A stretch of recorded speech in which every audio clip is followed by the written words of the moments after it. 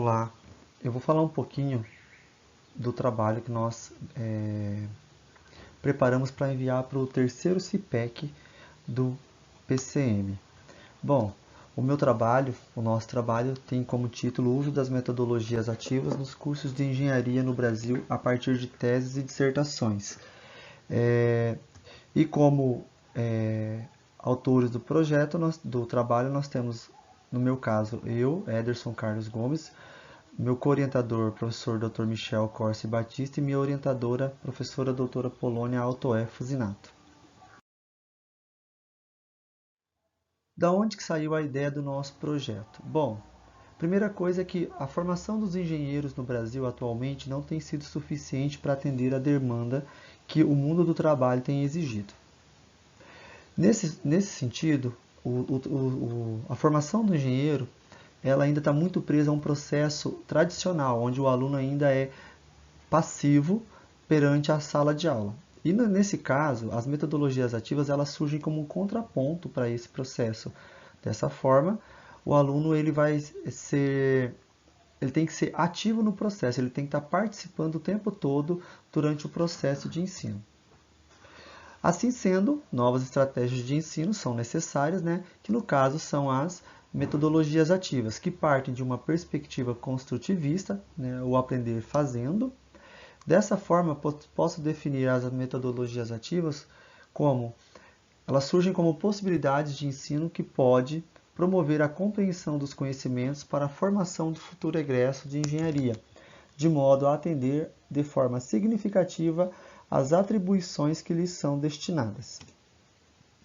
E aí, um dos grandes destaques das metodologias ativas nesse momento é o uso da tecnologia e a mobilidade e a facilidade que elas dão acesso à informação.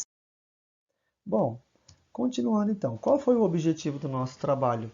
Esse trabalho faz parte, é um recorte de uma pesquisa muito maior, de uma tese, Então aqui eu apresento uma parte dela. E o objetivo dessa etapa da pesquisa é identificar as pesquisas realizadas sobre o uso das metodologias ativas no ensino de engenharia dentro do contexto educacional brasileiro, com base a partir de um levantamento dos trabalhos acadêmicos no site do Banco de Tese e Dissertações e também no catálogo de dissertações e teses da CAPES, num período de 2000 a 2019. Então, nós pesquisamos nesse período. Dessa forma, como que o nosso trabalho está fundamentado? Como eu falei na introdução, há uma necessidade do mercado de trabalho por profissionais qualificados, porque o Brasil ele tem um grande problema. Além da quantidade de engenheiros no Brasil ser baixa, a qualificação dos engenheiros formados no Brasil ainda estão um pouco aquém da necessidade do mercado de trabalho. Bom, a partir da resolução número 2 de 2019, essa resolução ela traz novas DCNs para os cursos de engenharia. Dessa forma, destaca-se nessas DCNs a formação desse profissional. Assim sendo, no corpo das DCNs traz as metodologias ativas. E isso daí, essas DCNs vão fazer uma crítica ao ensino tradicional e à passividade dos alunos, e apontam as metodologias ativas para trabalhar e deslocar o centro do aprendizado.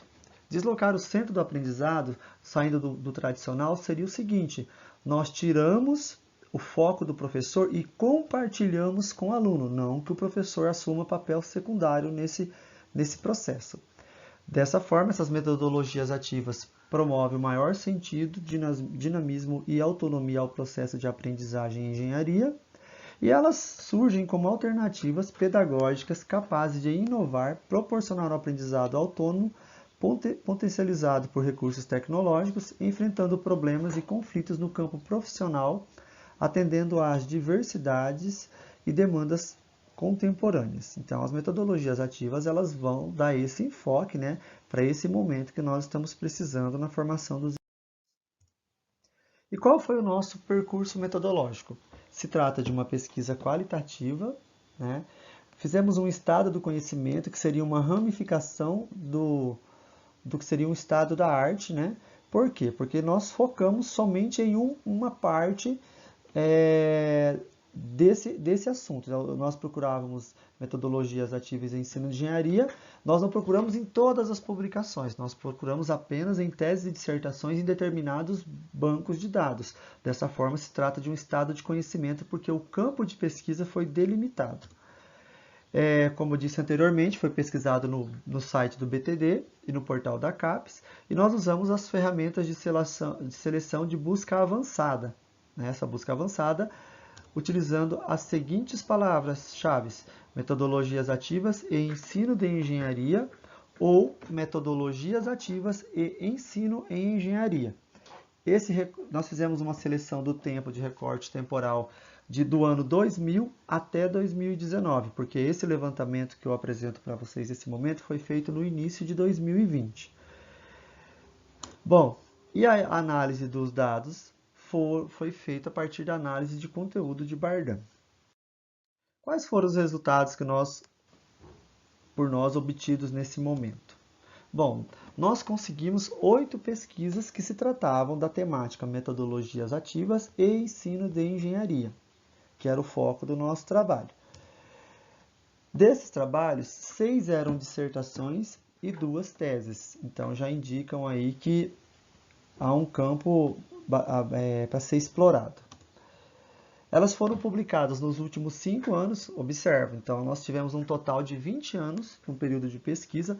Por que nós pesquisamos 20 anos? Porque no ano de 2001 já havia nas DCNs publicadas naquele período para a engenharia uma expectativa de mudança. Então, naquele período já poderia haver mudanças em relação ao ensino de engenharia, mas pouco foi feito nesse período de praticamente 2 décadas.